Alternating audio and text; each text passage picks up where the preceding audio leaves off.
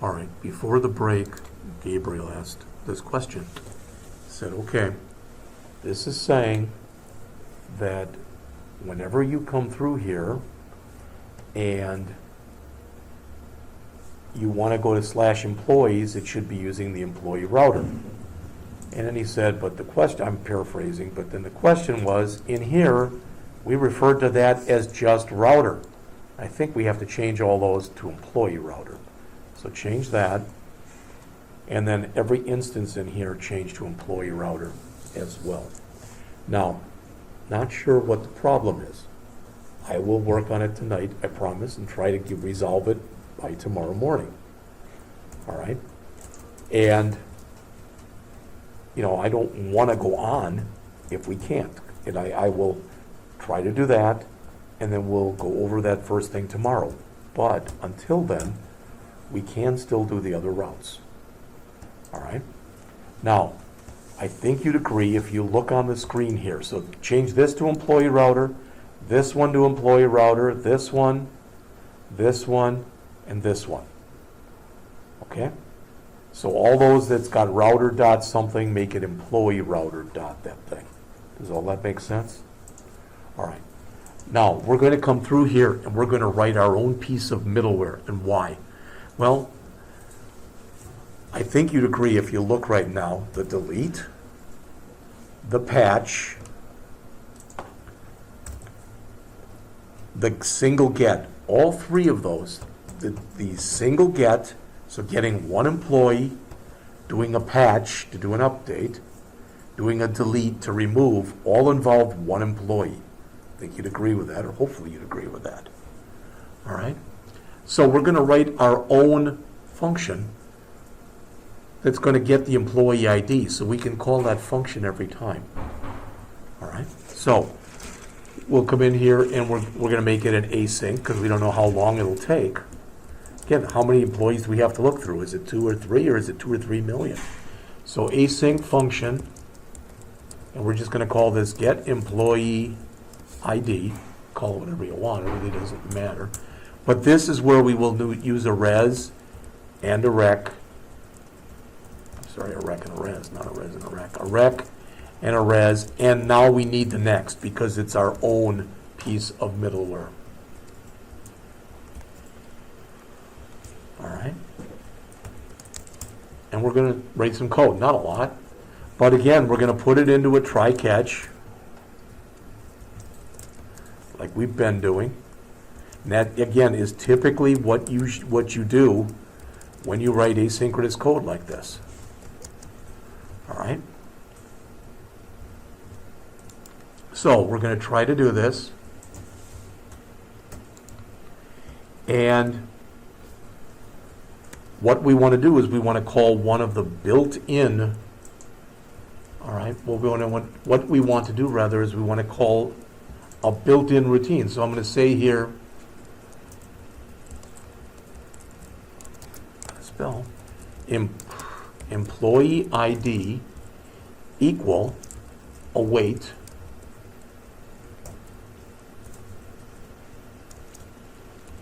employee dot, guess what? There's a find by ID.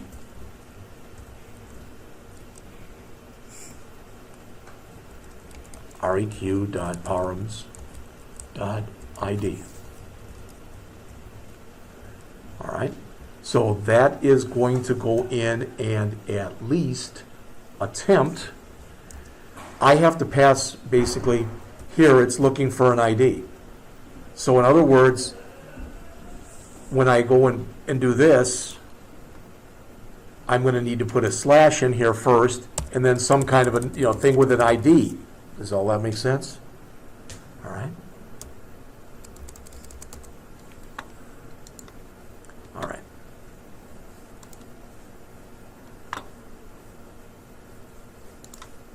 So when I do this, again, this may succeed and it may fail. If it fails, it's not going to return any ID because there isn't any. Does that make sense? So if the employee ID triple equal null, means it didn't find anybody. I put in a bad ID. Well, I'm asking you the question. If I put in a bad ID, is it my fault or is it the system's fault? Oops, it's mine. I put it in, right? But I'm going to return here a res.status, and you've seen these before, a 404. All right, .json. Move this. Close that there so I got some room. .json. And again, I'll put in a message, but this time I'll put in my own message. And just say, cannot find that employee. I don't know, you can put it whenever you want. It doesn't really matter. But that's what I'm going to put in. Okay? And then a semicolon at the end. All right? Now, that is the case where it did not work. So I've told it to find it by the ID. All right? And if there was nothing there, I'm returning because it doesn't make any sense to go on. So after this catch, I'm going to write some code in just a second. I'm going to write something down there. Does it make sense to everybody? If I get down to this point right here, I returned an ID and it found that ID. So I asked for a valid employee. Here, if that's the case, all right, if there's any other kind of error, it's something I don't have control over. Okay, maybe the database is down or something like that. So in this case, I'm going to do just a return, and I'll put in a res.status of 500. All right, .json. And again, here I'll just put down message. I'll let the system give me a message. Error.message.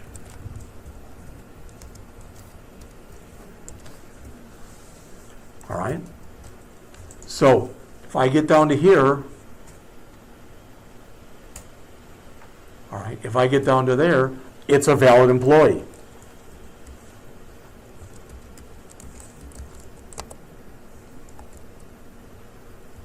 Oh, if I screwed up, we'll find out real fast. Equals employee. And now I've got to call next. What this is going to do, put this in perspective. Let's assume that I've got an employee ID of 57. I know that they're real ugly, these IDs, but let's just pretend it was 57. So I come in here and I passed in 57. All right, it's not null, so it's going to skip this. All right, if the database is up, it's going to skip this, right? And it's going to come down to here. And it's going to grab that ID and it's going to return it to whatever routine is going to need this. I don't know if what I'm saying makes sense or it doesn't make sense. All right, maybe I'll go back in and if I have some time, try to write some comments in here. Put that out there so if you want to go and download mine, you can.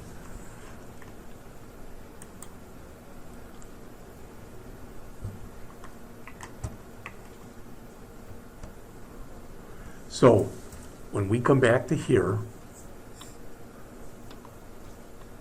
when we want to get one employee, already mentioned this, we need that ID, right? We could come in and just set ID equal to that, but we're doing the same code every time. Now we've got a function that does it for us, all right? It's not that it's that big a thing, it isn't, but, you know. So what we're going to do is we're going to come in here and this new function we just wrote that's called getEmployeeID right there, we're actually going to call it in all three of these. So I'm going to put it right here, getEmployeeID, like that. And then res.json, res.employee. Makes this pretty small, really. What doesn't it like? Oh, sorry. Yeah, I didn't want it gave me an error there, but then it went away. So that's going to hopefully allow us, once we get this all working, to get a single employee.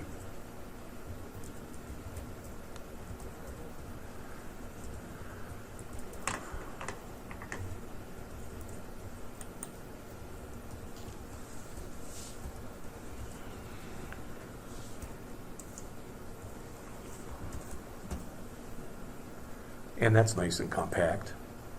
All right. Now, so what we got left is patch for our update and delete. Let's do delete first. That's probably the most straightforward one. All right. So again, we're going to come in here, and just like I showed you before, we're going to do this get employee ID, comma, and then that. All right. We don't need that comment in there anymore now. So we're going to put this in as a regular try-catch. And why are we putting it in there as a try-catch? Would you agree? I could put in an invalid employee ID. Yeah. All right. And if somehow it got through the system, I'd want to make sure it was caught. All right. So it should be. We should have caught it already, but just in case. All right. So we're going to come through here, and we're going to use an async await on this. So I'm going to put in await. I want to show you this. I'm going to put this in there as an await. res.employee.remove. All right. And don't worry. We're going to get some errors in here. Don't worry about it. Res.json message. And we'll just put in here, I don't know, employee deleted. Something like that. All right. And here we want to catch any possible error like we were doing before. Oops. And all we're going to do is just do a res.status, because this isn't our fault. Res.status 500, kind of like we did before. .json message err.message. All right. Now, there's a problem with the code the way that it stands. I put an await in here, but I never put an async in here. Remember, they work together. So I need to use the word async right here. And that's our delete.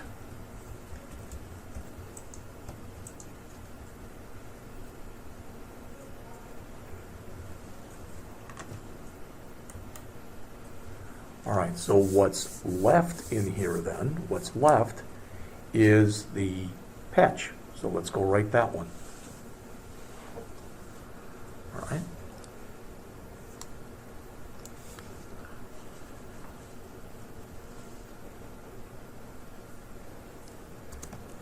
Now remember, since we're doing a patch, okay, we still have to check, because it's possible they changed 1, 2, 3, or 4 fields. Would you agree with that? All right. So I'm going to come in here and I'm going to write a series of if statements. I'm going to say if rec.body.name, if it's not null, and since that's a required field, that should never be null. We've already talked about that. All right. Then we're going to say, if that's the case, res.employee.name equals req.body.name. All right. What does that? Oh, that went away. Now, and I'm going to copy this 3 times.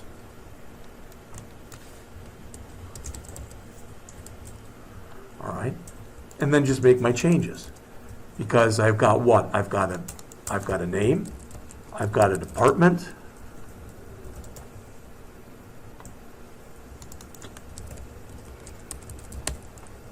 I've got a salary,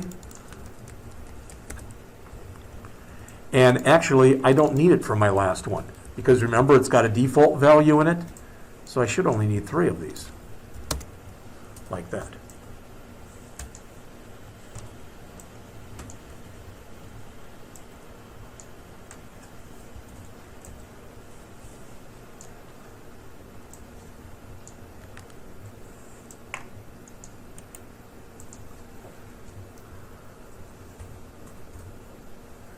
we're not done, but I just want to make sure everybody understands. This should never happen. This should have already been caught because it was a required field. All right? But if that's not null, so we're really assuming it's not, and if that's not null, so if it's not null, we want to change the name. If that's not null, we want to change the department. Sorry, that should be department there. And if salary is not null, we want to change the salary. So in here, again, we shouldn't have to check that one because we put a default value in there.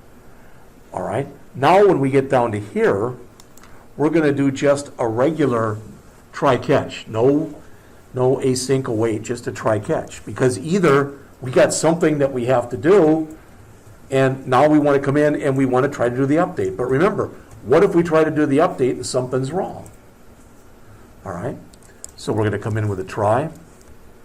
One day I'll put my fingers on the right keys.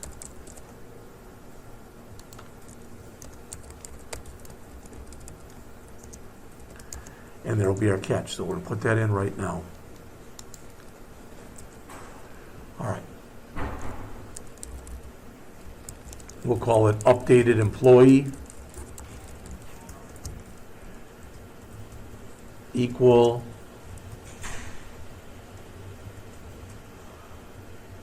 I guess I did put an async await here. I didn't think I did. Okay, that's fine.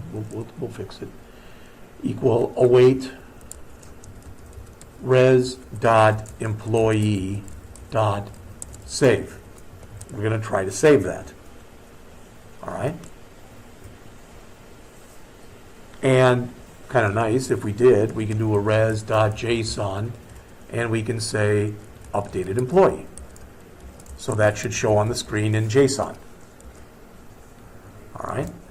If it didn't work, probably it's because we screwed up. So we'll do a res dot status of 400 dot JSON, and for the message, we'll just do again the system message, error dot message. All right. There's one more thing we have to change in here. Look up on the screen here. I screwed up. Go way up back up to the top here. Put the word async before your rec res. So put async right there. Please put that in right there. For me, it's line 40 because you use the await down here. All right, and that's everything else.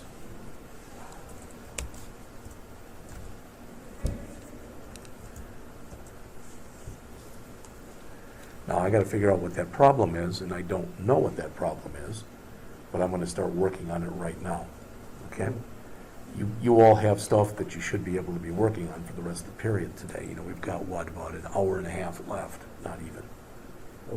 All those 3 if statements we put in, yes, copied and pasted. I think isn't salary on that bottom one supposed to be null and then name not supposed to be? Yes, it is. Yes. Thank you. Yeah, they should be checking for null on all 3 of them. Null, name, null, department, department. Another thing that's pointing out was you have salary. required body.name where you should have required body.salary. You're right. That's the problem with doing copy and paste. All right? At least you guys are editing my stuff if I'm not. So what was the error? Saying something's wrong with the path? When we tried doing the create, you mean earlier? Yeah. Or what? It was just coming back and saying bad request. And it's a weird message because it says path name is required. Employee validation failed. Name, path name is required. I'll look at it.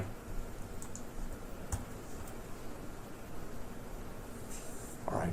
So hopefully we can get this up and working by tomorrow. And I'd like to start with that tomorrow. And then I'd like us to take this and attempt to see if we can push this out to Heroku.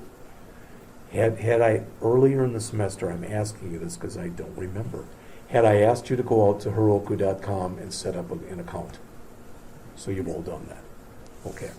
Then, just so you know, there's another thing that you're going to need. And again, you may have done this already, you may not have, because I just don't remember. All right? And that is, now, in order to be able to use Heroku, let me just go out to Heroku.com here. All right, we're not going to do anything with this right now. But in order to be able to use this, all right, yours will probably end up, oh, that's my dashboard. I want to go out to the regular Heroku.com. And it's pushing me off to the dashboard. You're going to have the same thing very soon. Okay, so yours won't look like this. All right, I'd have to go in a different way. But the point is this. All right. In order to be able to use this, you need to download something that's called the Heroku Cli. Did I tell you about this before? Not tell you about this? So if you come in and Google Heroku Cli, right there, it stands for Command Line Interface. And if you go to the first link that's here, the Dev Center at Heroku.com, right there, and you click on that link, all right, then you'll notice that there is a thing here that says download and install, and it's right here. See this? Again, my guess is every one of you has got a 64-bit machine. Just click on that 64-bit installer. I don't know if it saves it as an MSI or as an EXE or what, but probably as an MSI. And then you can right mouse click on it. You should be able to open it when done. You only have to do that once. You don't have to do that every single time. It's some of the internal tools that Heroku needs, except the defaults for everything. Literally, the whole thing should take you no more than 1 to 2 minutes.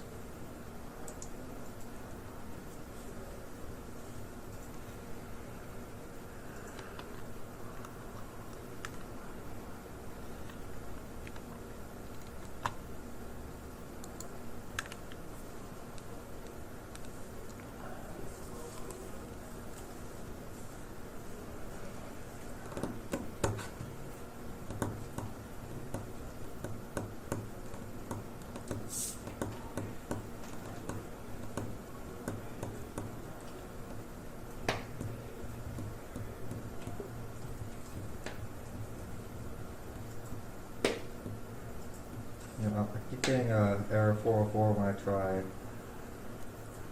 doing anything with it. Yeah. I don't know what I missed. You may not have missed anything. Like I said, there is a problem with the current code that I'm going to work on and see if I can fix.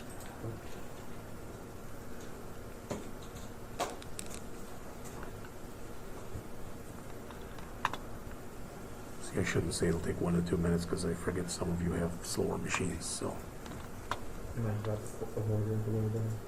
you what? Mine's about 4 days a little bit. Yeah.